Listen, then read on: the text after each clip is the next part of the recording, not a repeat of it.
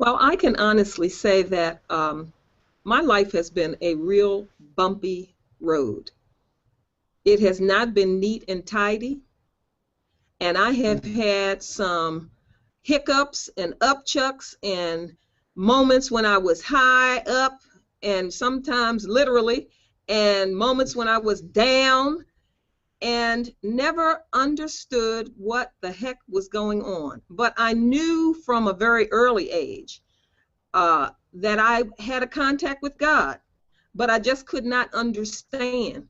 And it was not until I began to understand that those stories in Scripture that I looked at and felt had nothing in the world to do with me, when I began to be able to look at the book as a whole, as a description of a pattern of soul unfoldment, it suddenly became a different kind of spiritual adventure for me. And I could accept that the downturns and the high points and all of that was a part of the process, because in Scripture you see the same thing. You see the children of Israel going up and down and round and in and out. And I began to recognize that, oh, this is a pattern. This is a process. And these stories are not confinement for me. They're not boundaries and with limitations. And they're not even things to necessarily compare my literal life to. But it is showing me as a whole that there is a process of soul unfoldment that each of us goes through. Our story, the content of our story may be different, but when we learn to look at what is there from a spiritual principle base, we begin to see, oh yes, I've actually been through that. I've actually been through the process of going up and down and around in circles.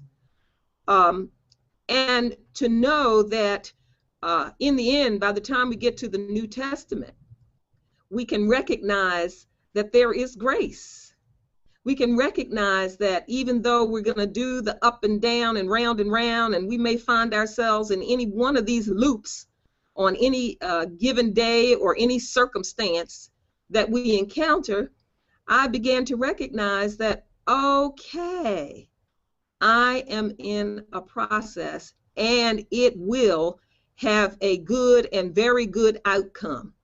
That in the end, there is going to be this redeeming, resurrecting, overcoming, and to hang into the process. And so it just really began to bolster my faith, to renew my faith, to give me another sense that I didn't have to throw out the Bible just because I was embracing some new thoughts about spirituality, that it could still be right there, and that perhaps it was teaching me something other than the literal, physical, and even moral interpretations, that maybe there was a deeper meaning that I could discern by going to spirit and finding a way to accept my life, to accept the ups and the downs and the rounds and the horrors and the delights and that it's all a part of the process. We remember and we forget, and then we remember again. You know, it's all a part of the process.